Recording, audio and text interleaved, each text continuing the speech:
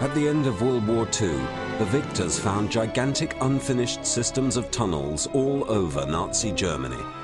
Hitler ordered the construction of some 800 underground complexes in an effort to keep the Nazi war machine alive. 60 years ago, British and American bomber squadrons tried to destroy these subterranean shelters, including Hitler's very own Alpine bunker.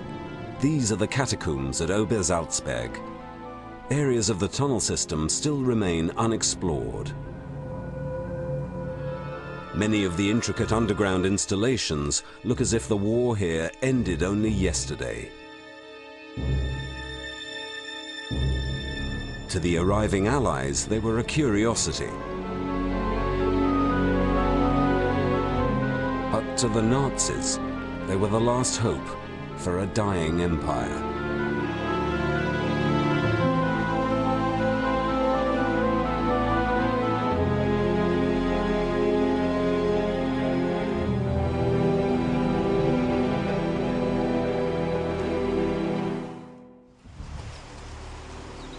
The Eulengebirge, or Owl Mountains, a region in former Lower Silesia. Here, in the mountain ridges close to the Polish town of Glusza, is hidden one of the most curious legacies of the Third Reich. Polish and German amateur historians have made it their business to explore the peculiar subterranean facilities. Somewhere in the forest of the so-called Boozer's Heights, a mysterious chasm drops 48 meters into the earth. The experts believe it to be an unfinished elevator shaft.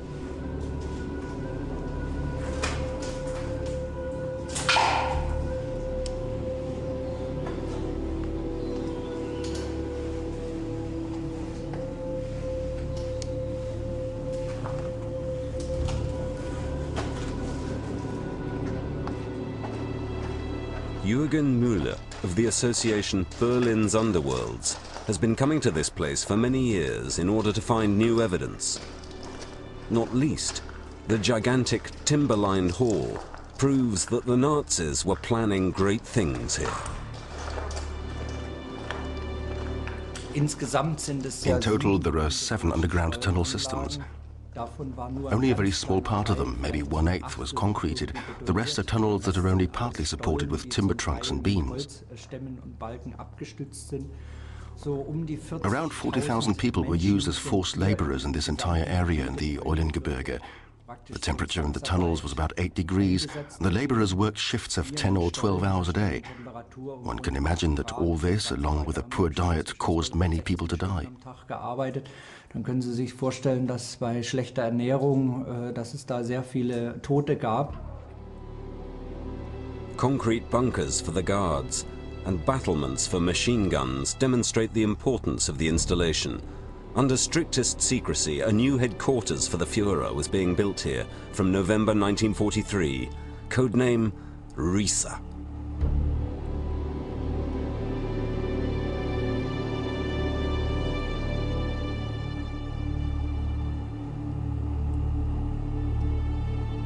Apparently, Hitler considered the Wolfschanze, his main field headquarters in East Prussia, no longer safe enough.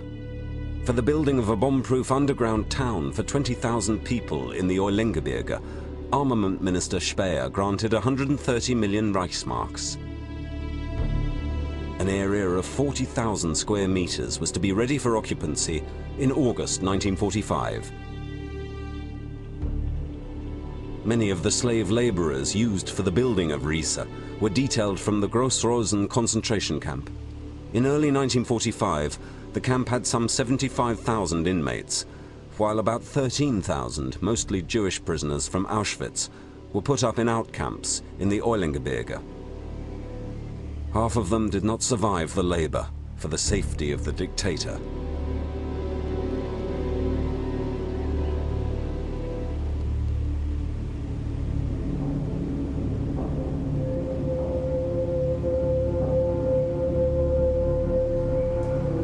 The slave laborers had dug 3 kilometers of tunnels into the Wolfsberg, the largest complex among the systems planned in the Eulengebirge. Today, parts of the intricate tunnel system are underwater, According to statements made by the site managers, 55% of the planning stage was completed by November 1944. Excavations were to commence immediately. Exact assessments about the intended extent of the subterranean bunkers are not easy to make, as the original building plans for the Riese project disappeared after the end of the war.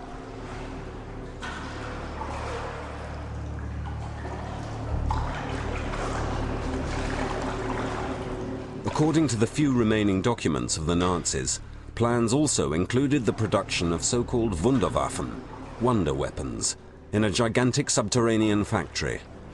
However, 60 years later, it's difficult to distinguish between fact and fiction. Jacek Duszak is convinced that there are still many undiscovered underground installations in the Eulengebirge. We have information that all prisoners were evacuated at the end of the war, except for some who were ordered to camouflage the installations. Apparently, they disappeared without a trace, and so did their supervisors. Of course, this is all unconfirmed information. The Nazis had plenty of time to camouflage the tunnels. It is very difficult today to find the sealed portals because they were filled in skillfully.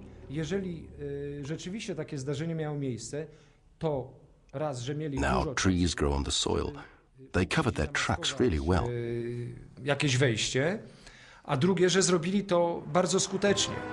But isolated, well-hidden locations were not the only places the Nazis chose. The party elite also required space and the splendor that befitted only the highest ranks.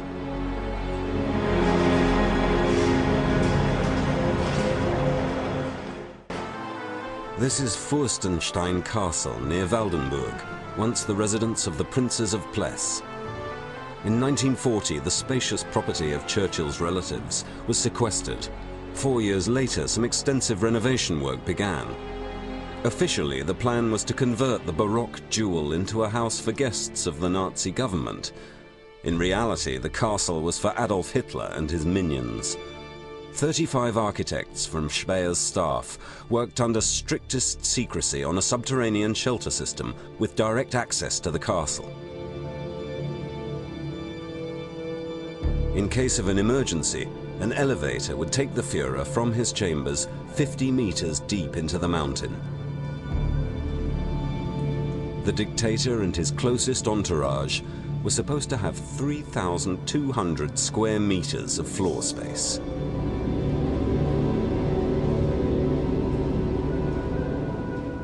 The basic idea, among other things, was that this was to become Hitler's last headquarters. Also, each of the leading personalities of the Third Reich would have their own subterranean shelter system. For example, there would be one for Goebbels, one for Himmler, and so on. Of course, the supreme commanders of the Wehrmacht, with Keitel and Jodl, would move in there too.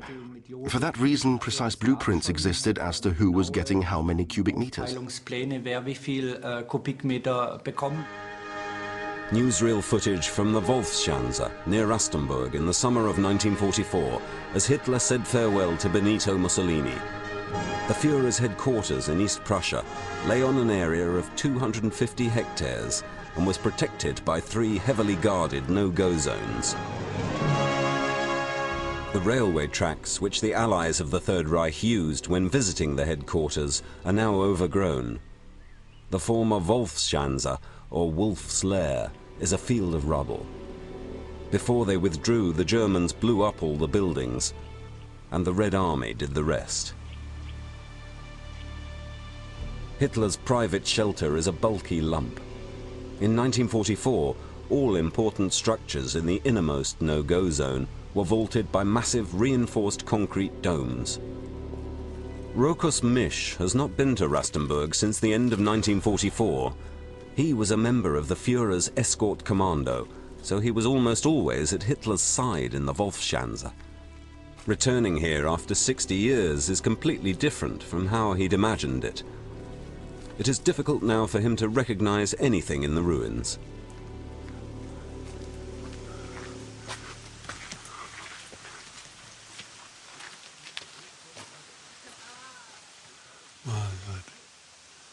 It's a massive construction.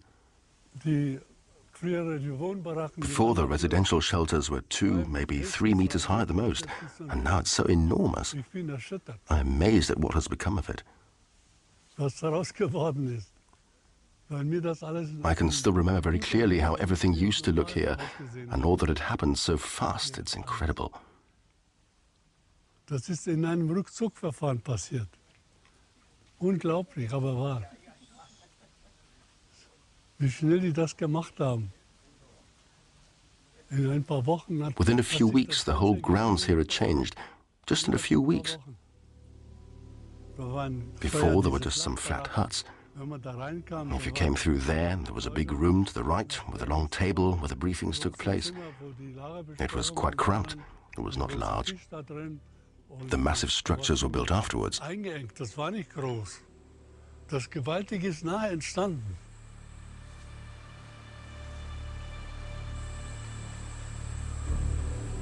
When Hitler came from Berchtesgaden with his retinue to his new headquarters in East Prussia in mid-July 1944, his private bunker was not yet finished, so the dictator stayed at the visitors' shelter.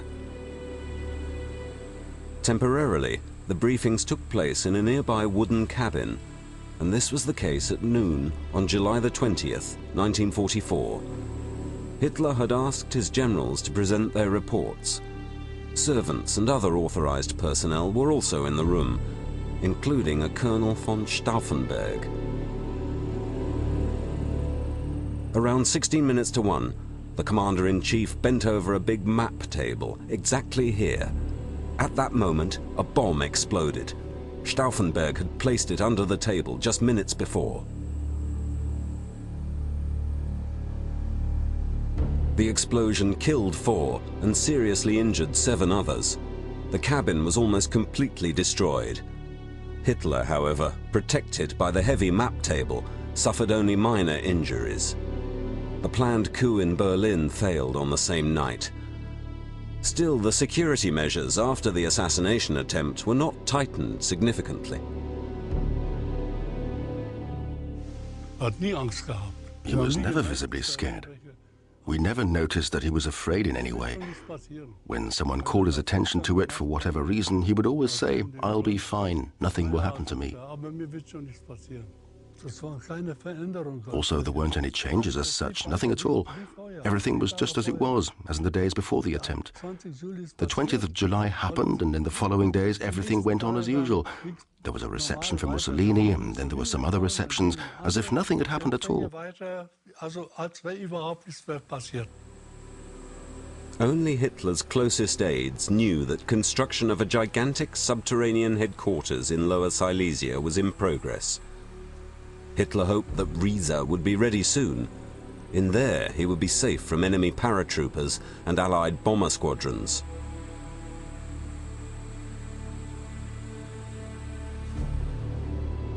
During that period, Hitler spent very little time in Berlin. The Reich's capital was under attack by British and American bombers on an almost daily basis. In spite of the looming defeat, most Germans in 1944 still believed in and trusted their Führer.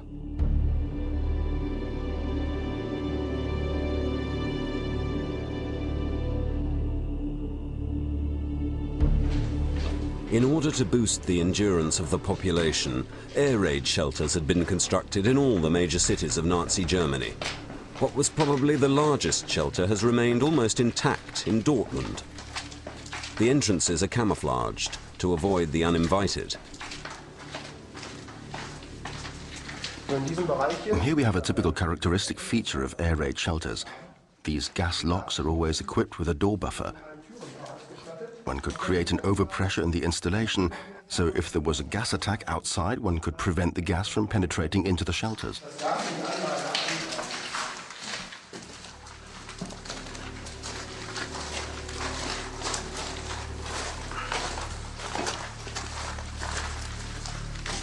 After the first major Allied attacks on Dortmund, the public air raid shelters proved insufficient and offered only inadequate protection.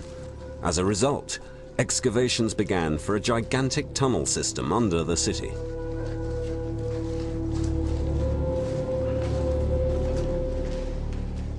80,000 people would have been able to get out of danger from the bombs in shelters up to 16 meters under the surface of the Earth. 5 kilometers of the tunnel system were finished. We're now coming into the area underneath Körnerplatz. Here we have a beautiful plan from 1943. You can see how the shelters would have looked if the planned work had been finished. This room here would have 2 stories then, lined with wood in order to keep out the humidity and make it a little bit warmer. It would all be divided up with corridors and individual cabins with fresh air and exhaust ducts, but obviously it never got to this stage. The end of the war caught up with the construction work. Now, let's move on. The authorities maintain the galleries, but as yet have not approved any public use for them. Since 1945, they have remained dark and empty. Ein Querschnitt durch den Berliner Sonntag im 5. Kriegssommer. Newsreel footage from Berlin. The Nazi propaganda tried to persuade the people that there was some kind of normality in their everyday life. Yet the truth could not be withheld completely. Die Uniform beherrscht das Straßenbild. In dem durch Terrorangriffe mehrfach schwer heimgesuchten Berliner Zoo, der vor genau 100 Jahren eröffnet wurde.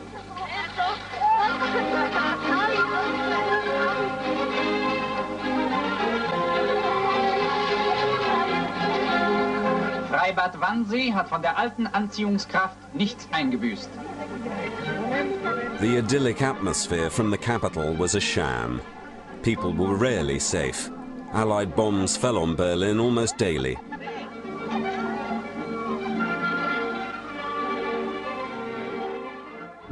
A subterranean air raid shelter testifies to the real fears of the community. Almost every night, residents and commuters gathered here, as the installation had been integrated into a subway station.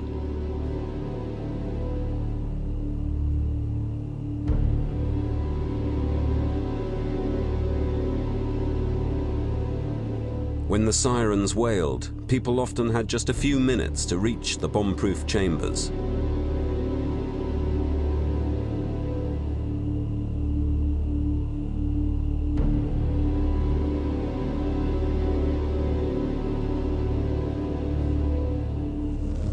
On February the 3rd, 1945, 1,000 American bombers launched an all-out bombing raid on the Reich's capital.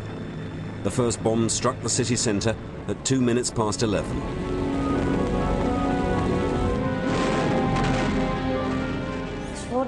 It suddenly became very, very quiet. One felt that something had hit the shelter, not because it was so loud, but because the noise was more like a thud. It was a very ominous moment and very frightening because one didn't really know whether the shelter would hold out.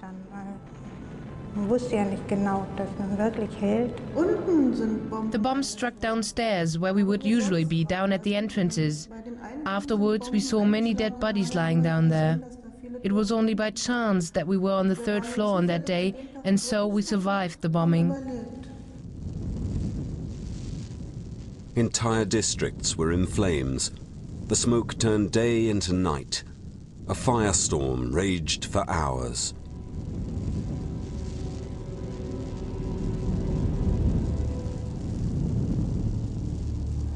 Many thousands died during this air raid on Berlin, the heaviest of the war. Hundreds of thousands became homeless.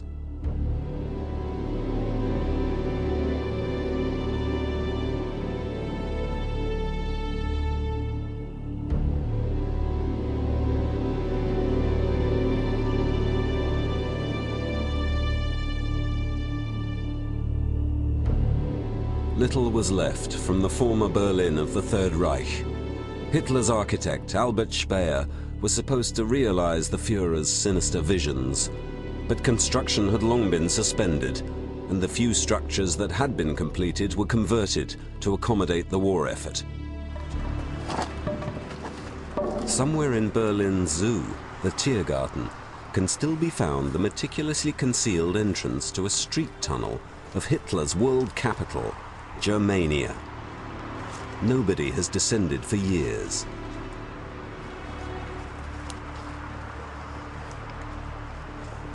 Dietmar Arnold from the association Berlin's Underworlds ventures in. It can be a risky undertaking, as poisonous gases sometimes form underground.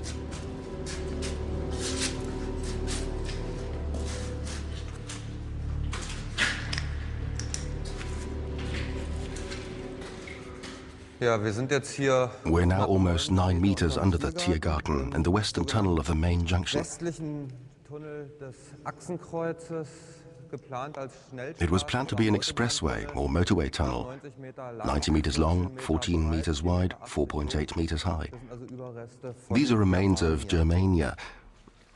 The junction was to be the intersection of the planned east-west and north-south connections.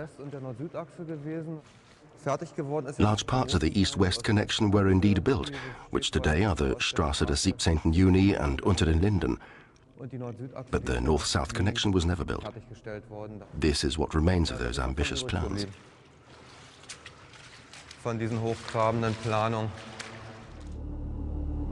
Cars have never driven through this tunnel. At some point during the war, a partition wall must have been built. Armament plants would have continued their production here in a bomb-proof environment. The only reminder of its former use is a rusty lamp.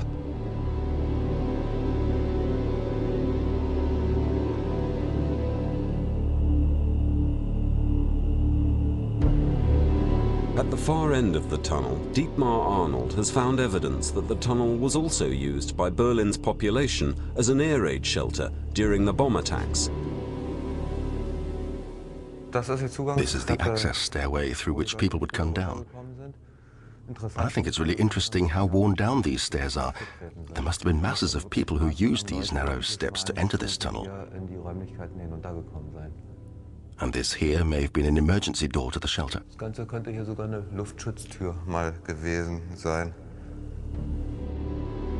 Propaganda Minister Joseph Goebbels was concerned that the unrelenting airstrikes could shake morale on the home front. His staff secretly filmed these scenes from Berlin on his behalf. The population never got to see such footage.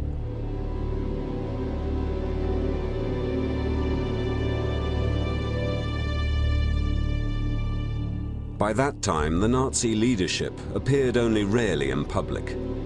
Goebbels visited the ruins of St. Hedwig's Cathedral, demonstrating his determination for the newsreel.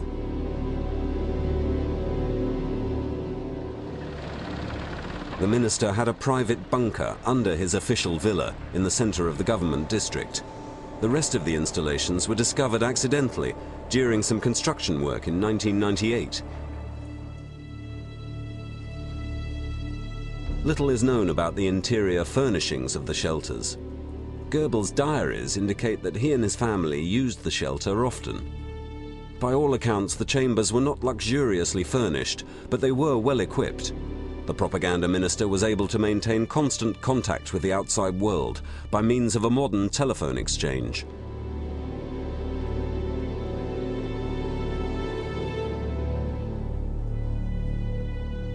Despite many conservationist protests, the rest of the underground installations were filled in soon after their discovery.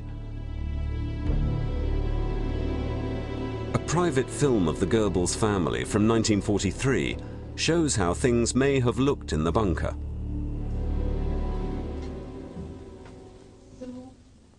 Aufstehen!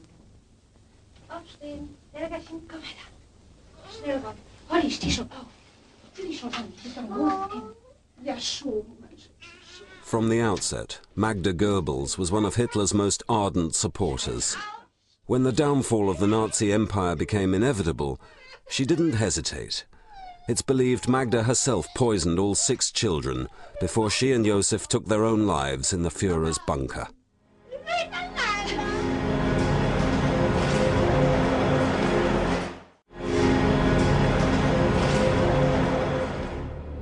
At the end of April 1945, Adolf Hitler barricaded himself in the bunker under the Chancellery in Berlin and waited for a miracle. Rochus Misch accompanied his Führer through this final chapter. Hitler's death dragged on from the 22nd to the 30th of April. It was postponed from one day to the next. Actually, Hitler wanted to put an end to it on the 22nd, after he had dismissed everyone. I will stay here, he said. I'm not leaving Berlin. But everyone else should go and leave him behind. He was ready to take his own life. But then the radio operator picked up a communication of the Western Allies that said the Germans absolutely must continue to defend Berlin for another 2 or 3 weeks. When Hitler was informed, he said they should have thought of it earlier. The war is lost now. Das hat man Hitler mitgeteilt und da hat Hitler gesagt, das hätte sich früher überlegen sollen, der Krieg ist doch verloren. On the afternoon of April the 30th, the dictator and his newly wedded wife, Eva Braun, retired to their underground chambers to commit suicide. Es war Kirchenstille, Mäuschenstille. It was as silent as a church. You couldn't hear a sound. Everyone was whispering. Then someone shouted, "Linge, Linge." Linge was Hitler's manservant. "I think it's done." Then the door opened and I looked in, of course.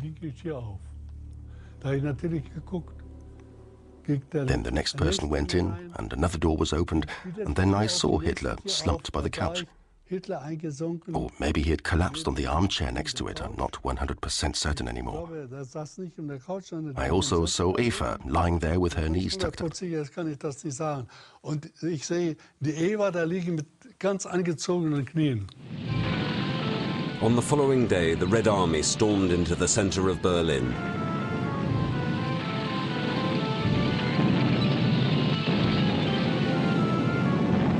Now only pockets of Nazi youth resisted the Soviet onslaught. A house-to-house battle for Berlin finally came to a close.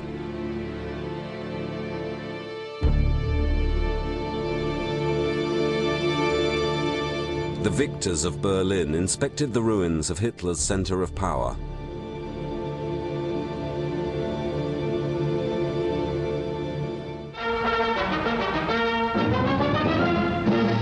At Merkers, Germany, this salt mine holds one of the strangest secrets of the war. A secret that was to deal Germany a crushing financial blow during the last days of the conflict. Here, GIs uncovered a fabulous hoard of jewelry, silver, currency, bullion, and art treasures. Much of it the accumulated loot of 5 years of war. Practically every museum in Europe is represented in these masterpieces, which include Raphael's, Rembrandt's, Van Dyck's, and many other great masters' works, buried now 1,200 feet below the ground in what the Nazis considered a safe hiding place and a bomb-proof shelter. The tunnels of the former potassium mines in Kaiserode crisscross large areas of southern Thuringen. Over the course of decades, miners have dug hundreds of kilometers on several levels through the saline soil. The complex system of tunnels resembles a maze. If something was to be hidden here, chances are it would not be found.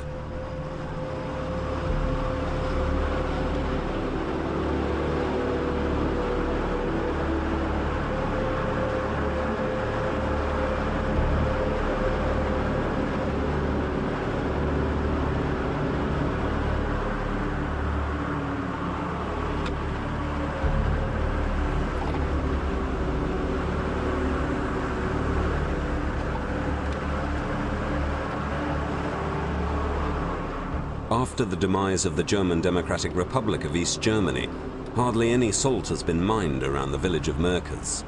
The mine owners are hoping for greater profits from tourism. The history of the incredible discovery of the treasure in 1945 is supposed to fire the visitor's imagination. Maybe something could still be hidden here. The story of the spectacular deposits has been accurately reconstructed. In February and March 1945, this stretch of tunnel we are covering now was used as storage for the gold and monetary reserves of Nazi Germany. After the devastating air raid on Berlin, according to the records, Walter Funk, the president of the Reichsbank at the time, decided to move the gold reserves to a safe place. The location they chose was the mine Kaiserode 23, the modern-day Merkers. By the beginning of March, the reserves had been transported by freight trains and stored here. Most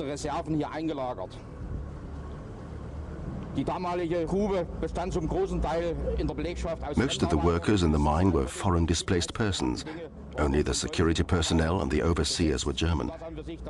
It must have been common knowledge among the foreign workers and prisoners of war who worked in the mine that the gold of the Nazis was stored here.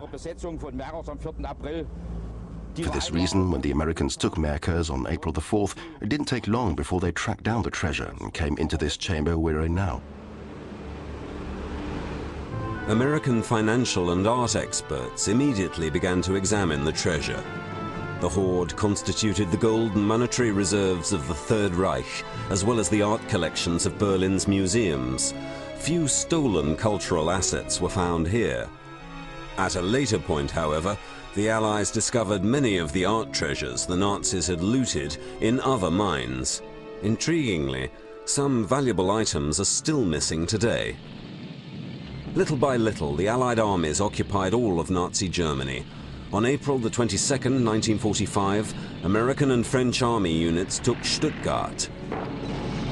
The remaining German troops did not defend the city and capitulated to the Allied forces.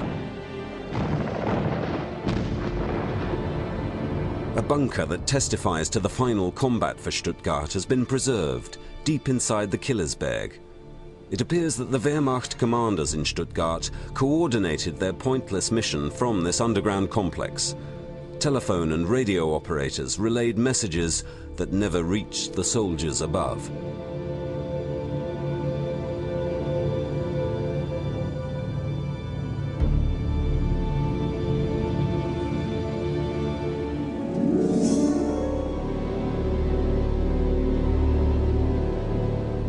The rooms seem untouched, as if the war ended only yesterday.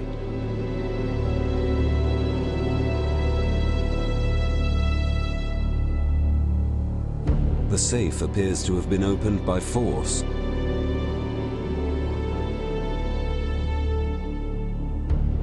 The remains of a gas mask lie on the floor.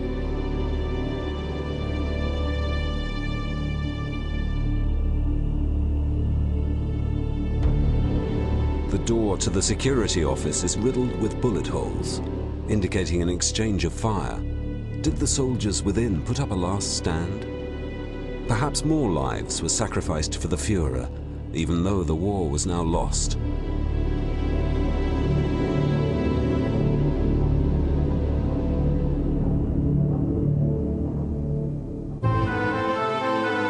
For a long time, the Allies were concerned that Hitler, together with his last loyal supporters, would barricade himself at Obersalzberg, where the Nazi leadership had kept a hermetically sealed safe haven since the 1930s.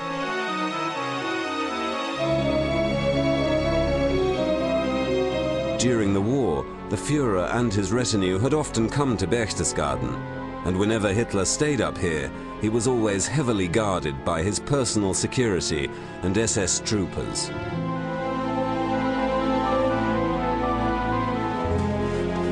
Descent into the underworld of the mountain. A team of surveyors will systematically explore and measure the subterranean shelters. Directly from the Obersalzberg Records Office, a shaft leads 30 meters straight down into the earth.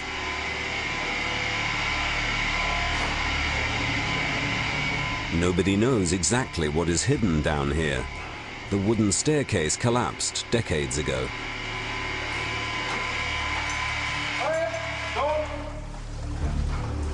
The surveyor team are cautiously lowered with the help of a motorized rope elevator.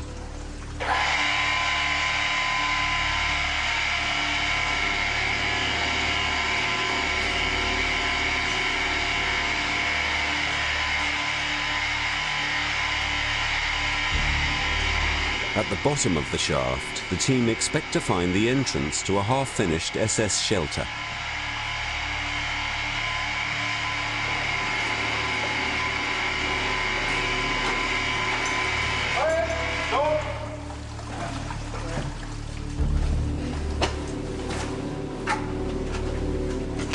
They find 350 meters of largely unsupported tunnels. Only the first caverns have been lined with bricks and the cable shafts concreted. The advance ends 60 meters deep into the rock.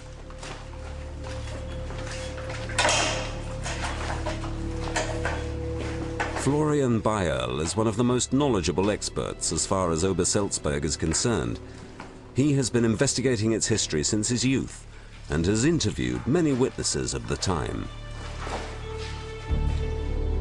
Bayerl has established that the system of tunnels and bunkers is almost 6 kilometers long.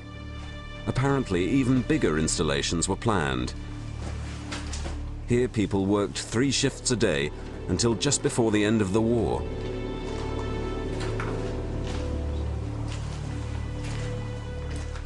This is actually the last unexplored and unregistered section of the Obersalzberg bunkers. It's an SS shelter that was laid out at an enormous depth, far under the existing tunnels. Due to this long shaft, which was built under here, it was not accessible. But now digital surveying technology has enabled us for the first time to form a precise and complete picture of all the subterranean installations under the Obersalzberg. When you study the records of the Obersalzberg Council regarding the tunnel structures and fuse them with the testimonies of witness of that time, you come to the conclusion that this whole tunneled area was intended to be protection shelters for approximately 400 SS troopers. At the same time, however, these gigantic halls that we discovered here today were designed to be large ammunition depots for the defense of what we presume was an Alpine fortress. Bayerl's readings show that the shelter structures of Hitler's Berghof begin no more than 10 meters away. Was the SS also supposed to be deployed underground for the Führer's defense?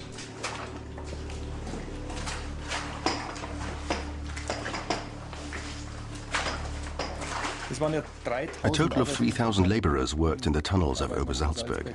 When you look at this section here, you can see different stages of development, from the unlined crumbly rock that is still predominant here to the semi-finished final stage of construction, as we can see around us here, with the drain tiles.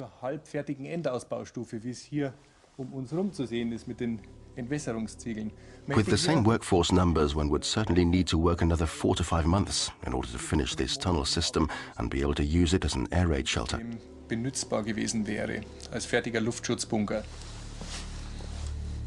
It was Hitler's notorious secretary, Martin Bormann, who directed the construction of the subterranean air raid shelters at Obersalzberg. Bormann had a spacious bunker constructed for his large family too. Today it may be entered only with a special permit. 77 steps led directly from Bormann's house down into the underworld. An almost 60-meter-long corridor led into the private chambers. Sheltered machine gun posts were built in for protection against enemy intruders.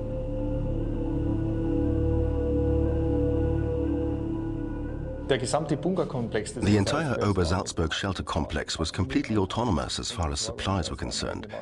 An independent water supply was available, there was a poison gas-proof ventilating system, and a store of food supplies.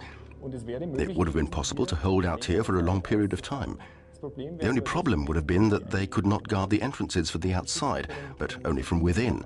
There were no fortifications on the outside, which means that the enemy, during a siege, could penetrate into the shelters up to the machine gun posts and would have to be fought off from there. This is the section of the Bormanns. 3 different chambers, all ventilated with bunk beds, probably for the children. The thing is that one consciously used a relatively warm paint color here in order to make the surroundings a little jollier. Hier bewusst eine relativ warme Farbe verwendet worden ist, dieses Dasein unter Tage nicht ganz so öde zu gestalten. The light switches for the children were also positioned about 50 centimeters lower than elsewhere. Ist man 50 Zentimeter fast tiefer gegangen wie sonst wo. Es gab Holzböden. The floors were wooden. You can imagine the bunk beds standing here. Und wie man sieht, as you can see, they even had pictures hanging on the walls. The nails are still there. The Bormanns stayed here in this shelter for weeks, not only here underground, but in the house too, of course.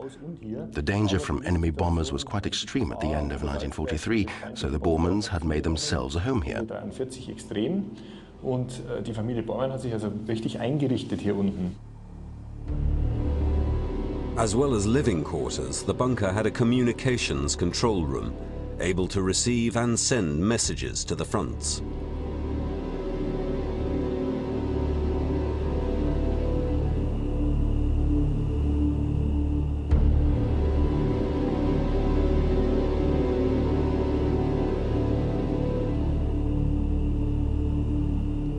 But Bormann also had a small underground town laid out for Hitler and Eva Braun. The entire entourage of the dictator would have been able to get out of danger from the Allied bomb attacks under the Berghof. At the beginning of April 1945, supplies were unloaded and stored in the shelters. Even Allied intelligence assumed the dictator was already at Obersalzberg. The false security of Berchtesgaden, from where so much of the world's tragedy was planned and directed, was shattered in April by a force of Allied heavy bombers. Arriving at daybreak, they attacked Hitler's notorious mountain hideout and the chalet in the valley below with 12,000-pound bombs fused for deep penetration. The SS barracks nearby also received accurate attention.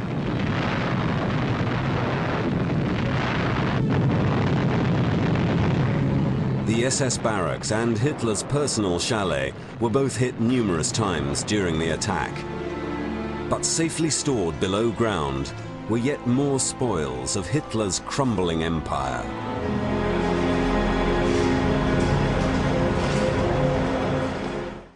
The heavy air raid on Obersalzberg rendered the Berghof uninhabitable. The bombs destroyed most of the buildings, but the sorry remains of Hitler's royal retinue survived in the bunkers below. Then came the Americans. US Commander General Omar Bradley went to visit Obersalzberg. The demolished Berghof became a sightseeing attraction for the victors.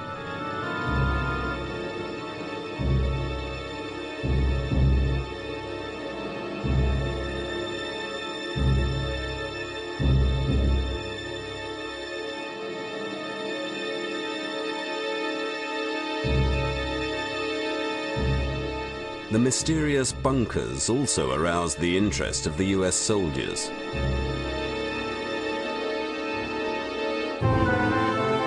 A camera crew of the US Army captures a GI entering the Führer's bunker with curiosity. In the 1,800 square meters of shelters, Hitler and his last followers could have held out for weeks.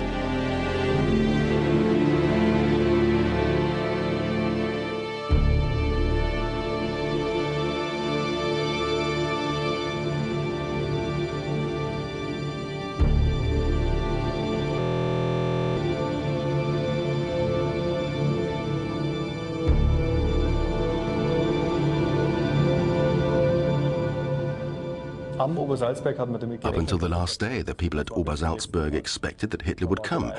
Everything was prepared, the shelters were all furnished and ready as far as possible, and the vanguard from the Chancellery of the Reich in Berlin was already there. Therefore, one can say that if Hitler had come here, the war might have lasted a bit longer. From here, he would have been able, at least logistically, to control and direct whatever was left of his Reich at that time. Den Trümmerhaufen, der noch übrig war zu dem Zeitpunkt, weiter zu lenken und leiten. When the radio reported Hitler's death on May 1st, 1945, the security staff at Obersalzberg began to loot the remaining possessions of their Führer. With the permission of the Americans, Berchtesgaden's citizens later also helped themselves to the hoarded supplies. Hitler's private archives had been set on fire by one of his adjutants before the Americans found them. The library that was still in the bunker, as well as his music collection and paintings, were confiscated by the Americans.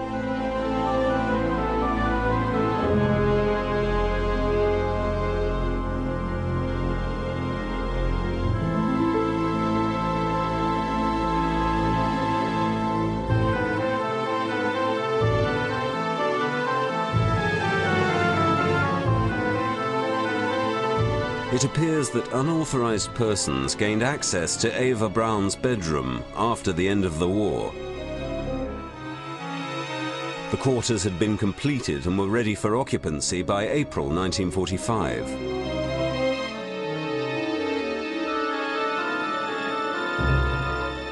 Eva Braun's extensive wardrobe and her china were already waiting.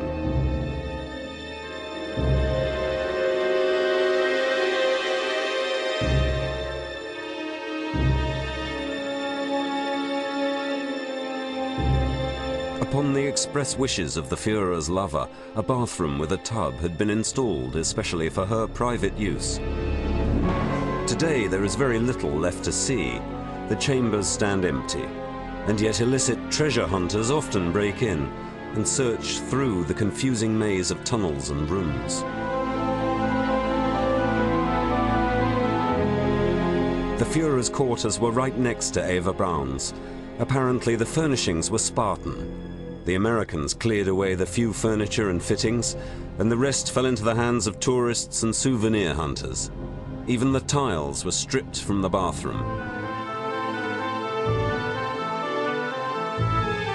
Hitler had visited the bunker only once and would not return to Obersalzberg. He would meet his end in Berlin.